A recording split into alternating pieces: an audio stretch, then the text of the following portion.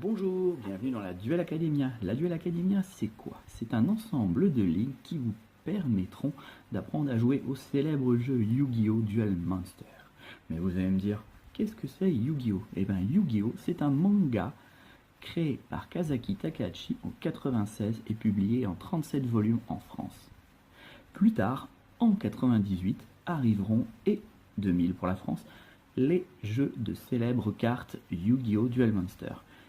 Yu-Gi-Oh! Duel Monster, c'est un jeu de 40 cartes à jouer qui permettent d'affronter un adversaire et lui faire perdre ses points de vie. Mais revenons à notre sujet. Dans la Duel Academia, vous utiliserez 3 couleurs bien distinctes. Vous serez répartis donc dans ces 3 ligues correspondant aux 3 couleurs des dieux égyptiens. Vous aurez la jaune pour Ra, la rouge pour Osiris et enfin, bien entendu, la bleue pour l'Obélisque. Au début de la ligue, vous recevrez également ces petites cartes correspondant aux couleurs de vos ligues. Vous pourrez réaliser des duels en affrontant vos adversaires, bien entendu, après avoir regardé les règles vidéo fournies par votre cher ami ici présent. Mais revenons un petit peu à Yu-Gi-Oh! Yu-Gi-Oh! C'est quoi? Eh bien, Yugi, c'est l'histoire de Yugimoto, un jeune garçon qui reçoit par son grand-père en cadeau une boîte avec un puzzle. Un soir, il réussit à le remonter, ceci, et libère l'âme du pharaon enfermé dedans. Yugi, qui est un petit garçon un peu isolé, découvre grâce à cela un ami. Bonjour, bienvenue dans cette deuxième vidéo expliquant les règles du jeu de la Duel Academia ainsi que du jeu de cartes Yu-Gi-Oh!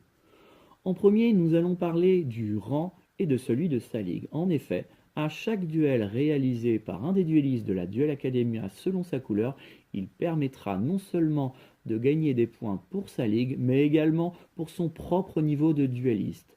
Par exemple, quelqu'un qui perdrait un duel remporterait malgré tout 5 points, alors que celui qui le gagnerait en rapporterait 10.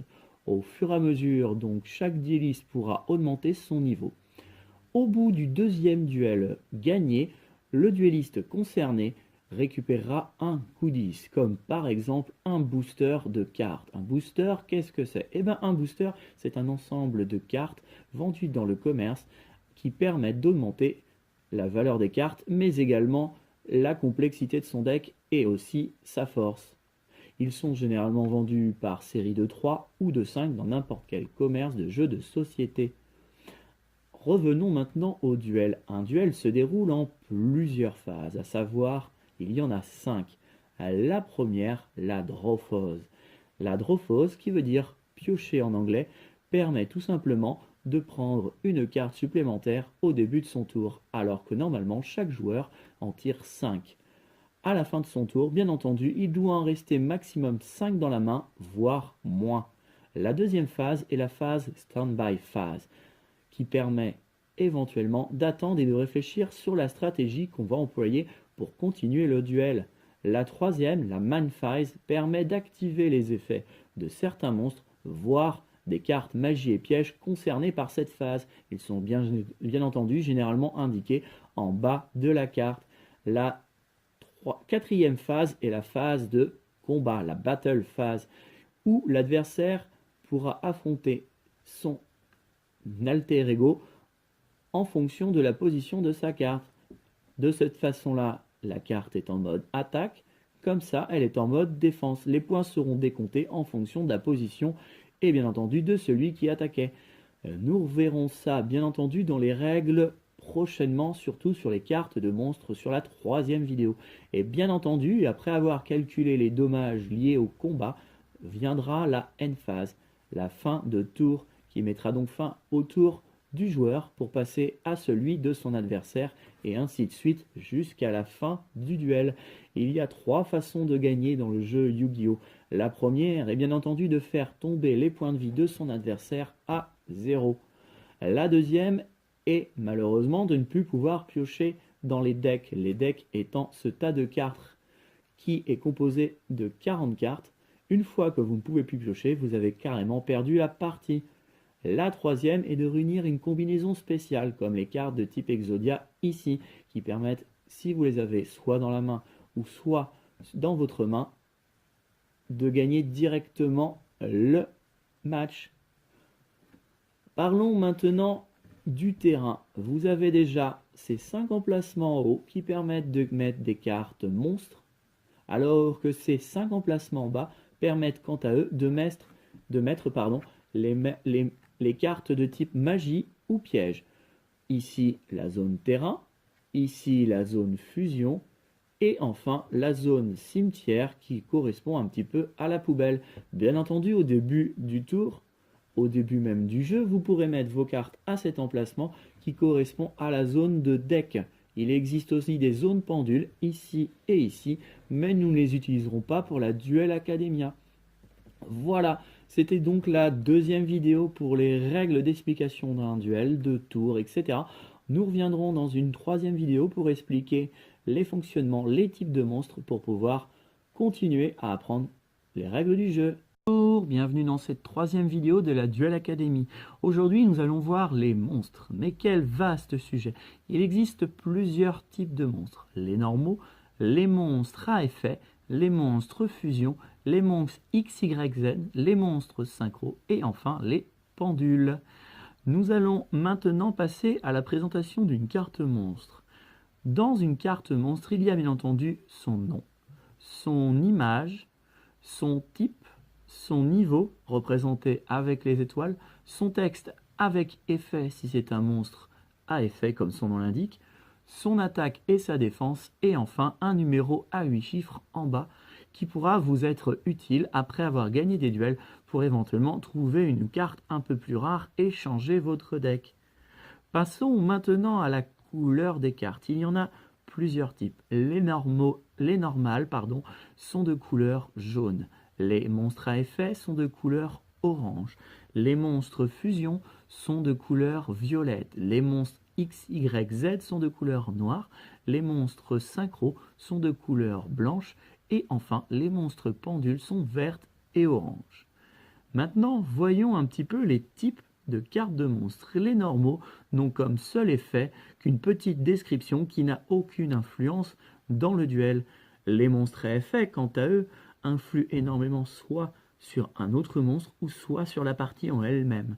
Les cartes fusion, quant à elles, utilisent plusieurs monstres plus un matériel de magie qui s'appelle polymérisation. Les monstres suivants sont les XYZ qui utilisent des monstres de même niveau. Par exemple, pour invoquer un monstre XYZ de niveau 4, il faudra deux monstres normaux de niveau 4 ou effet. Pour les monstres synchro, c'est un peu différent. Il faudra additionner les deux chiffres de ces monstres pour permettre d'invoquer un monstre plus puissant. Exemple, si vous voulez avoir un monstre synchro de niveau 6, il vous faudra soit un monstre de 4 niveaux, ou un monstre de 2 niveaux, ou un monstre de 3 niveaux, ou un autre de 3 niveaux. Vient ensuite les monstres pendules. Les pendules, c'est quoi? C'est un mélange entre les cartes magiques et les cartes de monstres. En les posant, vous pouvez choisir l'effet que vous voulez lui donner. Voilà, pour la prochaine vidéo, nous verrons enfin les cartes magie et les cartes pièges. Bienvenue dans cette quatrième vidéo de la Duel Academy. Aujourd'hui, nous allons parler des cartes pièges et des cartes magie. Commençons d'abord par les cartes pièges. Il en existe 3 types différents. Les cartes normales, les cartes magie continue avec ce symbole représentant, si on le regarde tourner, un 8 allongé, et ça représente surtout le symbole de l'infini. Les cartes ensuite contre piège avec ce symbole. Mais vous allez me dire à quoi est-ce que servent ces différents symboles? Eh bien, pour les cartes normales, elles ne pourront être utilisées que pendant le tour du joueur. Pour les cartes de continu, elles pourront être activées pendant le tour du joueur et être utilisées aussi pour le tour de l'adversaire, si c'est une magie ou un piège continu. Et pour les cartes de contre-piège, ça permettra, comme son nom l'indique, de contrer un piège de l'adversaire. Passons maintenant aux cartes magie.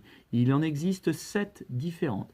Les cartes normales, les cartes jeu rapide, les cartes rituels, les cartes terrain, les cartes équipement et les cartes continues.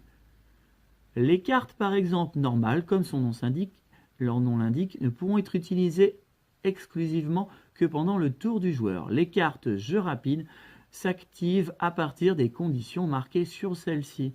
Les cartes rituelles permettent d'invoquer, en sacrifiant d'autres monstres, un monstre très puissant.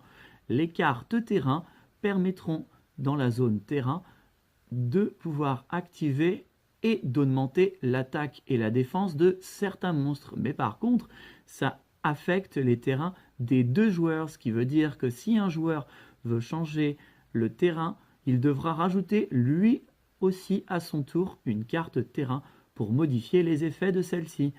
Et ensuite, la carte équipement. Les cartes équipement permettent de renforcer des monstres ou, pourquoi pas, de leur permettre d'améliorer leur défense ou de faire des attaques combinées. Il y vient ensuite les cartes continues, comme leur nom indique, qui sont continues et relativement semblables aux cartes pièges continues. Celles-ci peuvent être activées à n'importe quel moment et peuvent durer toute la partie, sauf si elles sont détruites par une autre carte qui le stipule. Voilà, c'était la 4e vidéo de la Duel Academy. Dans la prochaine vidéo, nous verrons un duel en réel avec des decks utilisés par vos soins. Merci, au revoir.